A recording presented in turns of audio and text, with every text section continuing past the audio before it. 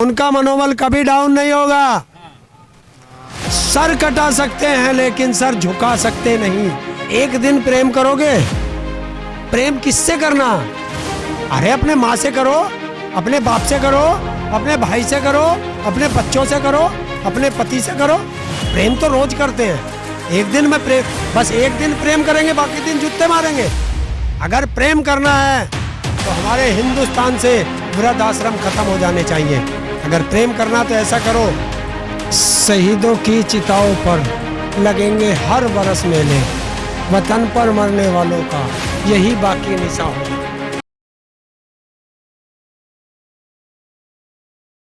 नमस्कार, मैं नुरैन। आज 14 तारीख है और मैं गाजीपुर बॉर्डर पे हूँ। 14 तारीख इस वजह से भारत के इतिहास में याद रखी जाएगी क्योंकि 14 फरवरी 2019 को पुलवामा अटैक में 40 जवान सीआरपीएफ के हमारे शहीद हुए थे। आज विश्व भर में वैलेंटाइन भी मनाया जा रहा है, पर भारत में पुलवामा को लेकर जो पुलवामा हमला हुआ उसको लेकर जो शोक है, जो श्रद्धांजलियाँ देते हैं हम लोग, उसकी भी एक परंपरा 2019 से चली।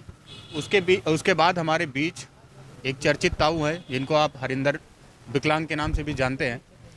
आज उनसे बात करेंगे और अपने शहीदों पर बात करेंगे जो किसान के बेटे कहे जाते हैं, क्योंकि हमारे बॉर्डर पे किसानों के ही बेटे जाते हैं, जवान जिन्हें कहते हैं।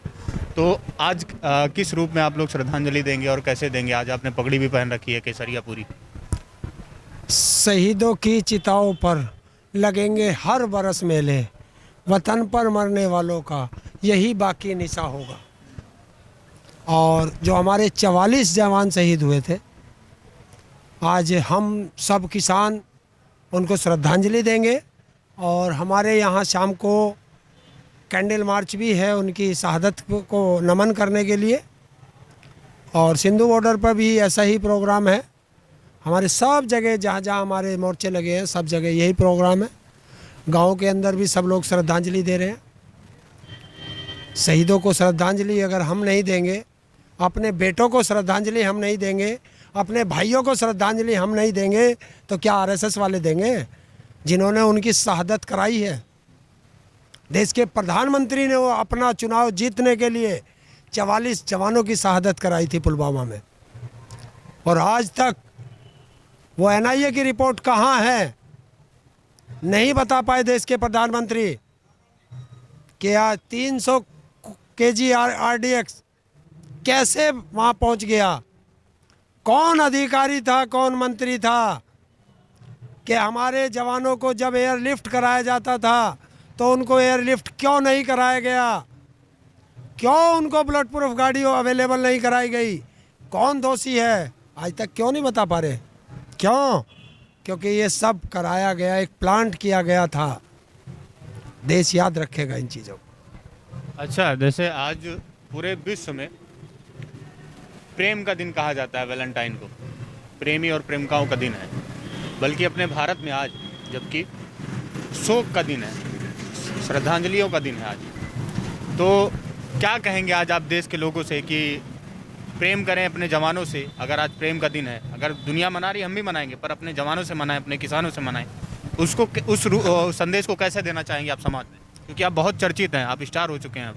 एक दिन प्रेम करोगे, प्रेम किससे करना? अरे अपने माँ से करो, अपने बाप से करो, अपने भाई से करो, अपने बच्चों से करो, अपने पति से करो। प्रेम तो रोज करते हैं। एक दिन में प्रेम, बस एक दिन प्रेम करेंगे, बाकी दिन जूते मारेंगे। अगर प्रेम करना है तो हमारे हिंदुस्तान से वृद्ध आश्रम खत्म हो जाने चाहिए। अगर प्रेम करना तो ऐसा करो कि माँ बाप को आप वृद्ध आश्रम भेज दोगे तो फिर प्रेम क्या करते हो आप उनसे? नहीं, प्रेम करो, अच्छी चीज़ है, लेकिन हर रोज़ करो, एक दिन नहीं। प्रेम करने का कोई डिसाइड दिन नहीं होता। 24 घंटे माँ बाप से हम प्यार करते हैं, अपनी धरती माँ से प्रेम करते हैं। और हम बॉर्डर पे क्यों पड़े हैं कि हम अपनी धरती माँ से प्रेम करते हैं, इसलिए हम बॉर्डर पे पड़े हैं कि धरती माँ को जालिमों के हाथों में नहीं जाने देंगे। ये हमारा प्रेम है। और जो हमारे जवान हैं, अगर उनसे जो प्यार नहीं करेगा, मैं तो मानता हूँ वो भारत का नागरिक ही नहीं है। सबको करना चाहिए। प्रधानमंत्री का तमिलनाडु और केरल का दौरा है, आप लोग यहाँ बैठे हुए हैं, उनकी प्रतिक्रियाएं जो संसद के दीवारों से आती हैं, जब आप सुनते हैं तो कैसा लगता है आपको?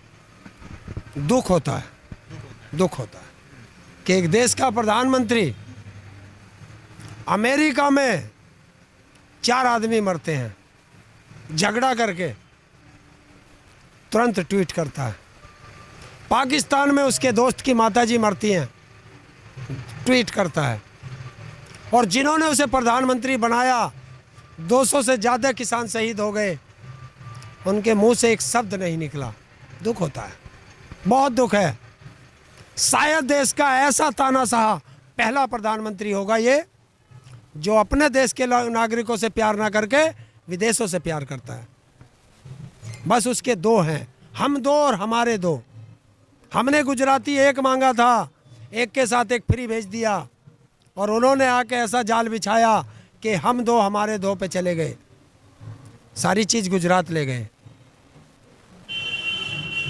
सारी चीज़ गुजरात ले जाने का क्या मतलब है आपका? क्या कहना चाहते हैं कि क्या सिर्फ वहाँ के उद्योगपतियों का फ़ायदा कर रहे हैं, या क्या क्या मतलब है इसके? मोदी गुजराती, अमित शाह गुजराती, अडानी गुजराती, अंबानी गुजराती, तो फिर रह क्या गया? 5वां कौन है ही नहीं कोई देश में। इन 4 के अलावा आप वही राहुल गांधी का नारा दोहरा रहे हैं कि हम राहुल गांधी कौन होता है? राहुल गांधी पर उन्होंने ही संसद में बोला ना, तभी तो ये बवाल खड़ा हुआ, हम 2 हमारे 2। तो पहले से आ रहा, ये तो सरकार का नारा है, हम 2 हमारे 2। भाई पहले से नारा नहीं है। ये पहले फैमिली प्लानिंग का जो होता था, तो फैमिली प्लानिंग ही तो बता दी मैंने कि हमारे 2 और हम 2 हमारे 2। आप व्हाट्सएप पे देखिए ना, एक मोदी की गोदी में और एक अमित शाह की गोदी में फोटो चल रहा है। आके बता देते हो राहुल गांधी का नारा है और उसका नारा और मोदी का नारा।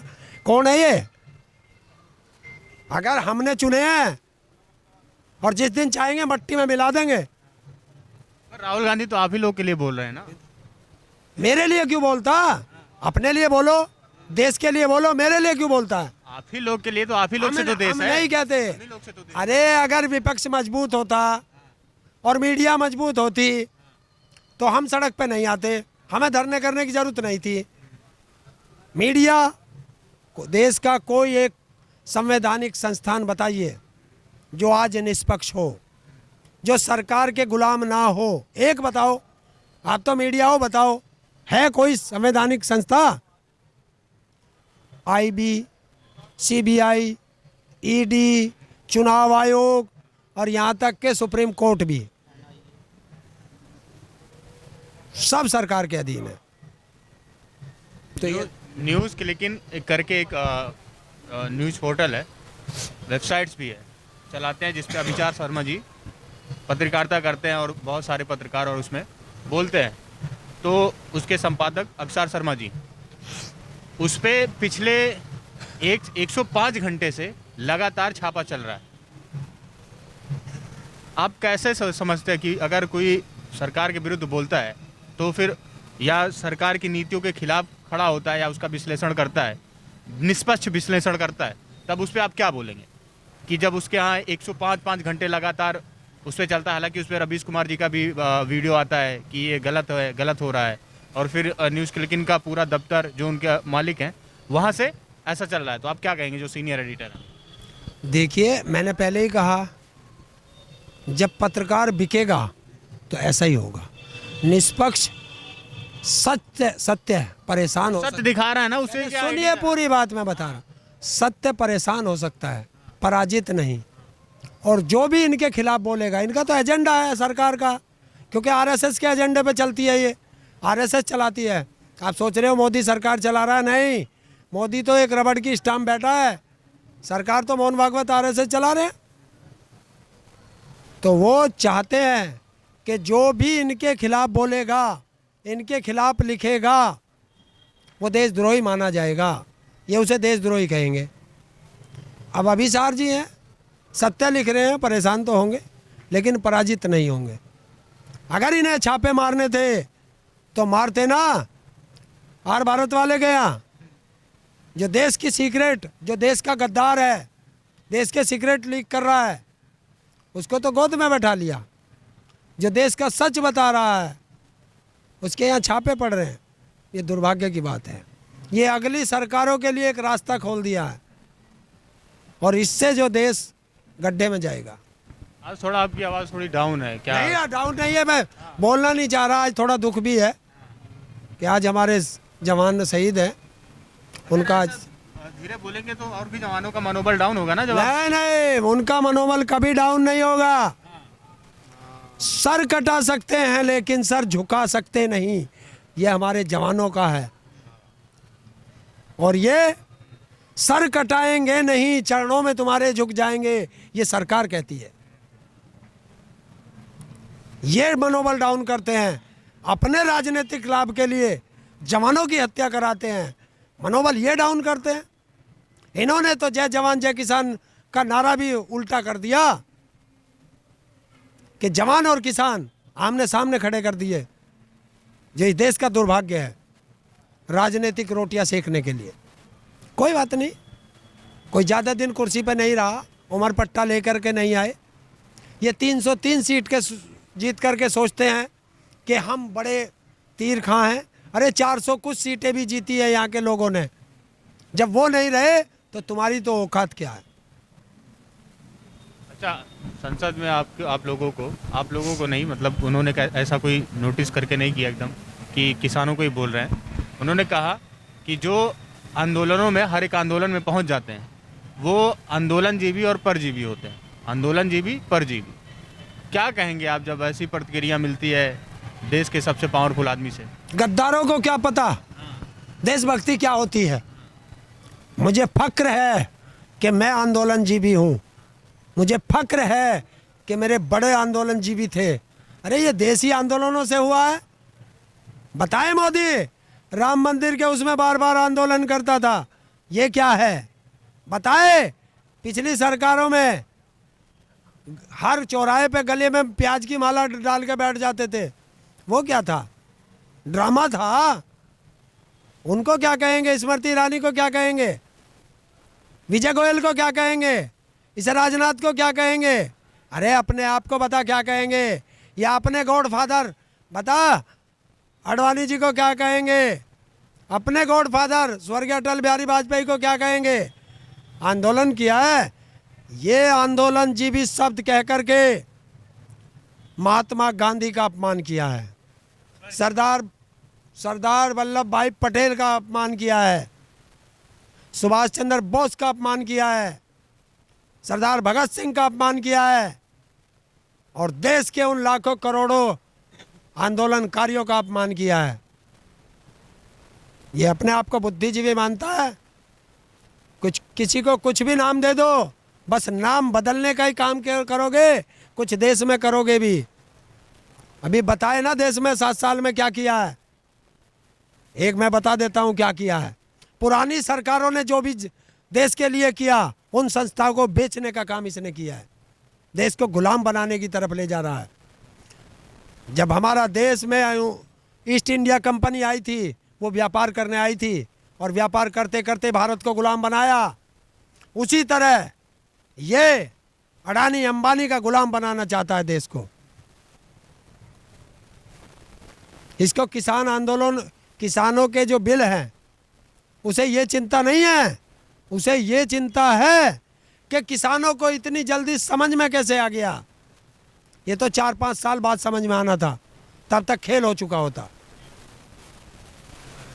ये समझ गए, ये डर है उसको।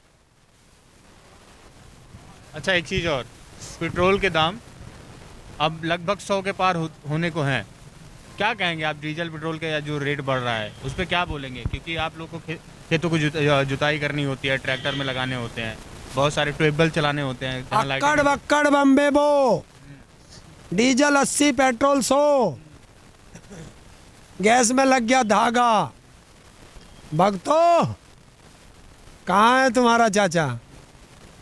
तो भक्तों से पूछो, अगर 100 रुपये मुझे मिलेगा तो 100 उसे भी मिलेगा जो अंधभक्त बना बैठा आज भी। मोदी उनका बाप नहीं है जो उनको फ्री में देगा या सस्ता देगा। उनको क्या पता। जीएसटी, अडानी की गैस, अडानी का वो एक गैस, डीजल, गैस और पेट्रोल और शराब, इनके यारों की है। वे जीएसटी से बाहर क्यों हैं भाई? क्यों हैं? जब देश में एक देश एक टैक्स कहता है, एक टैक्स है देश के अंदर, तुम जीएसटी भी दोगे, तुम इनकम टैक्स भी दोगे, अन्य टैक्स भी दोगे, कितनी बार टैक्स लोगे? देश का पागल बनाया। 20 लाख करोड़ इन लोगों ने वो दिया था पैकेज कोरोना काल में, कहाँ है? किसको दिया? किसको मिला? किसी को नहीं मिला। देश में सब उद्योगपतियों को मिला। और मोदी सरकार में ये हुआ है कि भारत का रिश्ता बाहरी देशों से बहुत अच्छा हुआ। कहाँ हो गया बाहरी देशों से? हैं? अरे अमेरिका में अब की बार ट्रंप सरकार, ट्रंप गया। भारत मूल की लड़की उपराष्ट्रपति का चुनाव लड़ रही है अमेरिका में, ट्रंप उसके खिलाफ, ये मोदी उसके खिलाफ प्रचार कर रहा। वो जीत गई तो रिश्ते कहाँ से अच्छे होंगे? इसका एक रिश्तेदार अमेरिका उसमें पाकिस्तान में था, नवाज शरीफ, वो भी हार गया, तो कहाँ रिश्ते बढ़िया? घर का जोगी जोगना, बाहर का जोगी सिद्ध है। एक कहावत है हमारे, ना बाहर का जोगी सिद्ध है। तो हिंदुस्तान में तो सबको नाश कर दो, विदेश में तुम अपना अच्छा कर लो, भेज दो आपका विदेश में, आपका पता चल जाएगा गोदी गोदी होगा या मोदी मोदी होगा। अब के जाए तब तो पैसे दे दे के वहाँ आदमी खड़े करके मोदी मोदी करा लिया, अब के कराना, क्योंकि पूरा देश थू थू कर रहा। अच्छा, आंदोलन जीवी और परजीवी कहने के बाद उन्होंने एक सफाई भी दी कि किसान आंदोलन को मैं पवित्र समझ। डूब के मर जाए देश का प्रधानमंत्री कि वो किसान आंदोलन को पवित्र मानता है, और उसके मंत्रिमंडल या उसकी पार्टी के सारे कुत्ते हमें आतंकवादी कहते हैं। जवाब दे, कौन सही है? हमारी तरफ ना देखे, पहले अपना मुंह धो के आए कि तू हमें पुचकारेगा और तेरे कुत्ते हमें भौंकेंगे। दोहरी नीति नहीं चलेगी, किसान समझता है। अब वो किसान नहीं रहे हमारे बुजुर्ग जो बेचारे पढ़ते लिखते नहीं थे। आज हम सब पढ़े लिखे हैं, 1 मिनट में इनकी कुंडली खंगाल देते हैं। जैसे इनका बाप दी सिंधु भेजा था इन्होंने किसानों को बदनाम करने के लिए, आधा घंटे में सारी कुंडली खोल के बता दी थी कि ये अमित शाह और मोदी की चाल थी। तो अब सब जानते हैं। अच्छा, किसानों को लेके प्रधानमंत्री ने कहा कि आप लोग घर चले जाइए, बातें होती रहेंगी, दरवाजे हमेशा खुले हैं, आइएगा, बातें होती रहेंगी। क्यों, अब क्यों नहीं कहा? 3 महीने में बात याद आई उसको? नहीं तो ये भी कह रहा है ना कि आप लोग घर चले जाइए फिर बात करेंगे। क्यों, अब क्यों नहीं? अब क्यों नहीं? अरे घर तो हम 70 साल से थे, किसी ने सुनी हमारी? 7 साल से है तू प्रधानमंत्री, तने सुनी हमारी? जब देश का बजट बनता है, सारे उद्योगपतियों से बात करती है वो वित्त मंत्री, कभी किसानों से भी बात की है? किसानों से चर्चा की आज तक बजट के लिए? नहीं की ना। क्यों? देश का 70% किसान है और बजट पे किसान से ही चर्चा नहीं करोगे?